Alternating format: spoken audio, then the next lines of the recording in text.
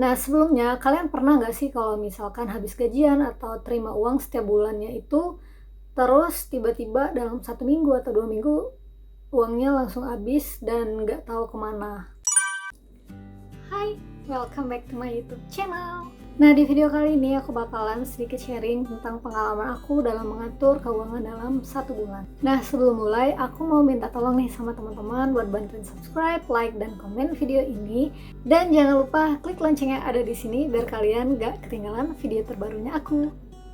Di video kali ini, pembahasannya aku bakalan cerita pengalaman pribadi aku sendiri dalam mengatur keuangan setiap bulannya biar kayak kita tuh lebih terkontrol aja gitu. Jujur di konten kali ini aku bukan bermaksud untuk menggurui atau caraku yang terbaik atau apapun itu, karena memang kali ini aku pengen sharing aja, mana tahu ilmu yang aku terapkan dalam beberapa bulan terakhir ini bisa bermanfaat juga buat teman-teman semua.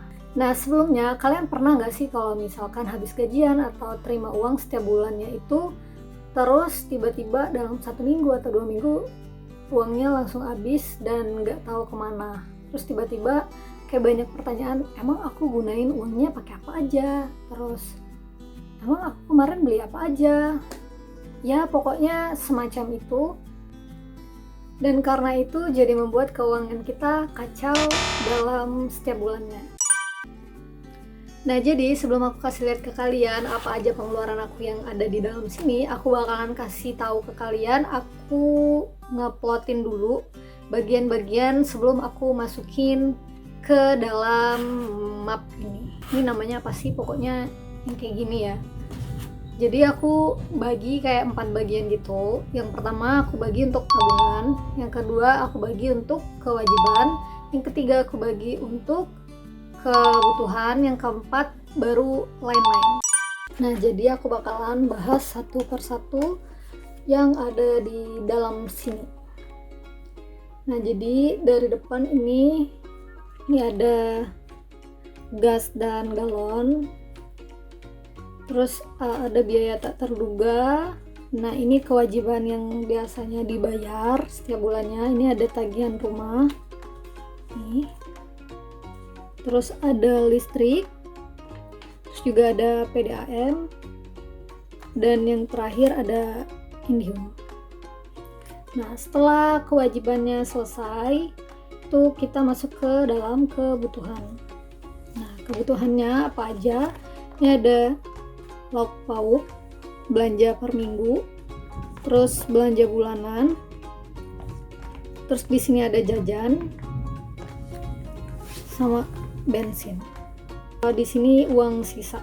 Kalau misalkan dari plot-plot ini, misalkan kita masukkan 100, terus masih ada 20.000, nanti sisanya bakalan masukkan ke sini.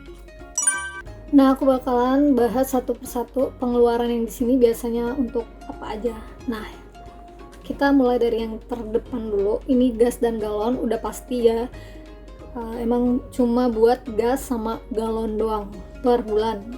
Terus untuk biaya tak terduga ini kan macam-macam ya, bisa kayak mungkin kita sakit atau ban bocor atau lampu di rumah kayak padam gitu harus diganti ya, kayak gitu-gitu.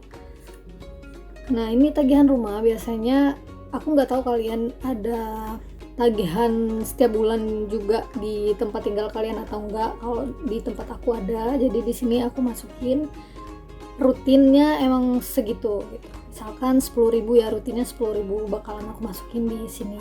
Terus listrik rumah, ini kan beda-beda setiap bulan. Jadi kalau misalkan udah terima uang setiap bulan, langsung cek dulu tagihan listrik berapa, baru aku masukkan ke sini gitu.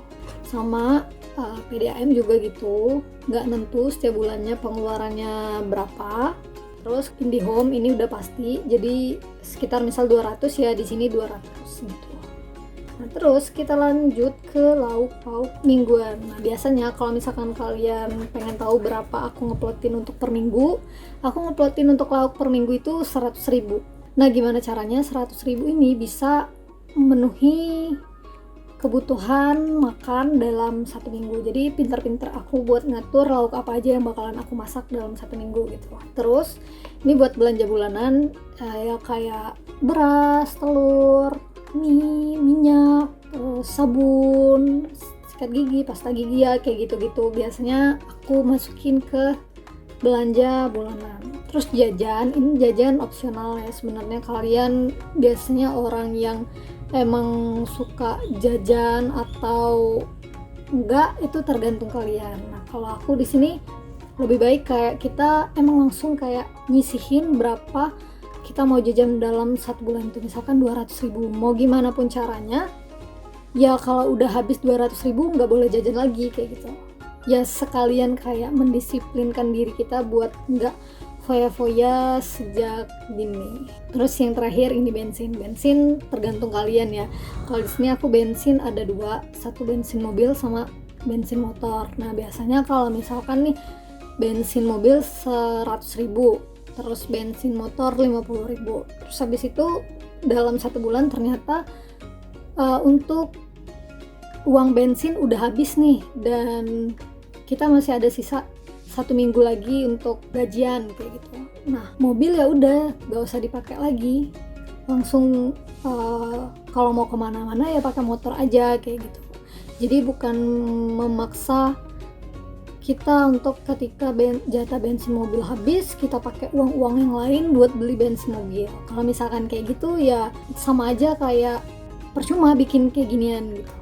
Udah sih kalau aku kayak gini aja, simple, yang bener-bener aku ngerti. Nah jadi kalau aku ya cuman itu aja yang aku bagi-bagiin pengeluaran setiap bulannya.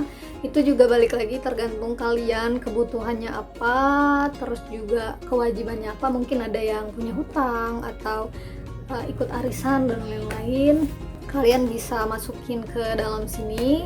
Sekali lagi, cara aku ini bukan cara yang terbaik buat kita dalam mengatur keuangan setiap bulan, tapi sepengalaman aku sekitar setengah tahun lebih aku menerapkan ini, lumayan efektif untuk kayak menahan kita buat nggak boros seperti sebelum aku bikin kayak gini. Jadi kayak lebih terkontrol aja, walaupun memang belum maksimal untuk aku pribadi dalam menerapkannya, tapi setidaknya lebih tahu kemana uang A dialokasikan, uang B dipakai, dan lain-lain. Nah jadi sekian dulu video aku kali ini, semoga kalian suka dan bisa bermanfaat buat kalian, dan sampai jumpa di video aku selanjutnya.